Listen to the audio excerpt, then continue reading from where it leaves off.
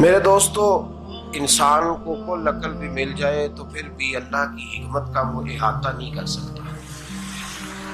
رب کریم کو زیادہ پتہ ہے کہ ہمارے لیے کون سی چیز بہتر ہے اور کون سی چیز ہمارے لیے نقصان کا باعث ہے۔ اللہ تبارک و تعالی کی حکمت یہ چاہتی ہے کہ میرے بندے پریشان نہ ہوں۔ رب یہ چاہتا ہے کہ میرے بندے کسی جگہ پہ بھی دقت اور پریشانی کا شکار نہ ہو، تو اللہ تبارک و تعالیٰ نے راہ اعتدال اختیار کرنے کا حکم ارشاد فرمایا کہ تم اعتدال کے رستوں پہ چلو، معتدل زندگی گزارو، افراط و تفریط سے بچو۔ آج جس معاشرے میں ہم وقت گزار رہے ہیں، اس معاشرے میں ہم اس بات کو سمجھنے سے قاصر ہیں کہ اصل ہمارا مسئلہ کیا ہے۔ ہمارا اصل جو مسئلہ ہے اس کی شناخت ہمیں کیسے ہوگی اور ہم پھر اس تک رسائی کس انداز میں حاصل کر پائیں گے۔ ہم ہمیشہ اپنی آمدن بڑھانے کے چکر میں رہتے ہیں، ایک کام اور شروع کر لیں، پارٹ ٹائم جاب شروع کر لیں، کوئی سائیڈ بزنس اس کا آغاز کر لیں۔ ہماری جو دوڑ لگی ہوئی ہے وہ لگی ہے کام بڑھانے، آمدن بڑھانے۔ حالانکہ اسلام ہمیں یہ کہتا ہے کہ تو آمدن بڑھانے کے چکر میں نہ پڑ، اصل بات یہ ہے کہ تو اپنے خرچے کنٹرول کر۔ تنگ انسان وہ نہیں ہوتا جس کی آمدن تھوڑی ہوتی۔ یہ توجہ کیجیے گا میری بات ہے، یہ قیمتی بات ہے اور گفتگو ساری کا لب لباب ہے۔ تنگ بندہ وہ نہیں ہوتا جس کی آمدن تھوڑی ہوتی ہے، اصل پریشان وہ ہوتا ہے جس کے خرچے زیادہ ہوتے ہیں۔ اور ہمارا جو روزمرہ کا نقصان ہو رہا ہے وہ آمدن کے معاملات میں نہیں ہو رہا۔ بنیادی نقص جو واقعہ ہو رہا ہے وہ یہ ہے کہ ہمارے اخراجات زیادہ ہیں اور وہ اخراجات کسی اور نے نہیں بڑھائے، وہ خرچے ہم نے خود بڑھا لیے ہیں اور اب ہمیں اس کا نقصان بھگتنا پڑ رہا ہے۔ اور اگر آپ صحیح معنوں میں ٹٹولیں تو جو بہت امیر لوگ ہیں وہ تو ان خرچوں سے بچ گئے۔ میں نے بہت سارے ایسے خدمات میں شرکت کی ہے، میں بہت ساری ایسی جگہوں پہ گیا ہوں کہ جہاں لوگوں نے بڑا مختصر سا ختم دلایا ہے تو ہو گیا ہے ختم۔ ختم کے معاملے میں کب کسی نے پابندی لگائی ہے کہ اس میں 200 آدمی شریک ہوگا تو تب یہ سالے ثواب صحیح ہو سکے گا؟ کون کہتا ہے؟ یا شادی کے موقع پر اگر سارے بہن بھائیوں کو نہ بلایا گیا تو میری شادی پایہ تکمیل تک نہیں پہنچے گی، اس میں برکت نہیں ہوگی، یہ کس نے فتویٰ دیا ہے؟ معتدل زندگی کا اسلام حکم دیتا ہے۔ میں پڑھ رہا تھا کہ ایک بہت بڑا صدر ہے، غالباً سوڈان کے صدر کی بات ہو رہی تھی، تو اپنے بیٹے کی بارات لے کے گیا تو 4 لوگ گئے ہیں بارات اور 15 لوگوں کا اس نے اہتمام کیا اپنے گھر میں کھانا کھانے کا۔ تو کیا شادی ہو گئی کہ رک گئی؟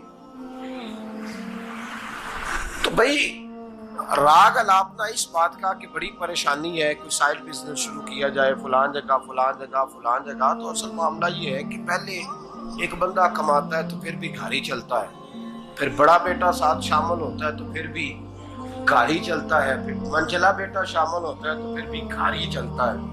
جو رونا دادا جی رویا کرتے تھے کہ بڑی مصیبت ہے، بڑی مشکل ہے، گاؤں میں رہ اکیلے ہوتے تھے اور وہ 5 بچوں کو اور 4 بچیوں کو وہ پالتے تھے، تو جو وہاں پریشانی تھی وہی آج پریشانی شہر میں آ کر پڑھ لکھ کر موٹی تنخواہ لے کر وہی پریشانی ہمیں ہے۔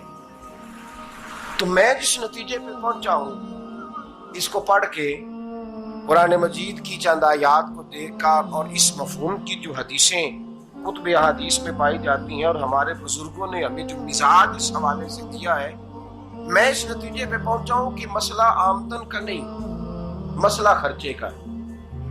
ہمارے خرچے بنیادی طور پر زیادہ، اور اگر پھر ہم زیادہ بوجھ خواتین پہ ڈالتے ہیں کہ وہ مطالبے زیادہ کرتی ہیں، اور اگر آپ مجھ سے پوچھیں تو خواتین کی بھی اگر کسی جگہ کوئی عادت خراب ہوتی ہے تو اس میں اصل کردار اس کا ہوتا ہے جو وہ عادت خراب تو کیوں اپنے گلے سے اتار کے آپ کسی کے گلے میں بات ڈالنے کے چکر میں ہیں؟ وہ خواتین کی طبیعت نہیں ایسی ہے. اصل بات یہ ہے کہ ہم نے عادت ڈالی ہے، ہم نے یہ مزاج ان کو دیا ہے تو ان کا بنا ہے، نہ کیسے بن سکتا. تو اعتدال جب تک زندگی میں نہیں ہوتا، پانی پیاس بجھاتا ہے لیکن ایک گلاس ہی ہو تو پیاس بجھاتا ہے. بالٹی کو منہ کو لگائے گا تو کپڑے بھگو دے گا اس کے. حالانکہ پانی بری چیز کا نام نعمت ہے نا، بہت بڑی اللہ کی، لیکن پیالے میں ہی اچھا لگتا ہے. کوئی مٹکا منہ کو لگائے گا تو تانگ ہوگا، پیالہ ہی بہتر ہے اس کے لیے. تو میرے دوست، مٹکے سے بھی بعض اوقات کام چل جاتا ہے، لیکن اگر کوئی کہے نہیں مجھے دریا ہی چاہیے تو اس کا تو گھر بہ جائے گا، سارا گھر بہ جائے گا اس کا.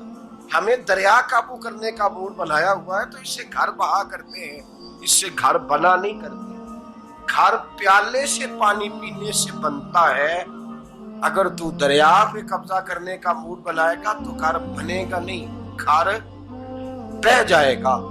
آگ نہ ہو تو کھانا پک نہیں سکتا، لیکن ہلکی آنچ سے کھانا پکتا ہے. اور اگر آنچ تیز کر دی جائے تو جی قرینے قیاس بات کر رہا ہوں، میں عقل سے ماورا نہیں کر رہا. قرینے قیاس سمجھانے کے لیے مثالیں دے رہا ہوں. ہلکی آنچ پہ کھانا پک جاتا ہے اور آگ تیز ہو تو کھانا جل جاتا ہے.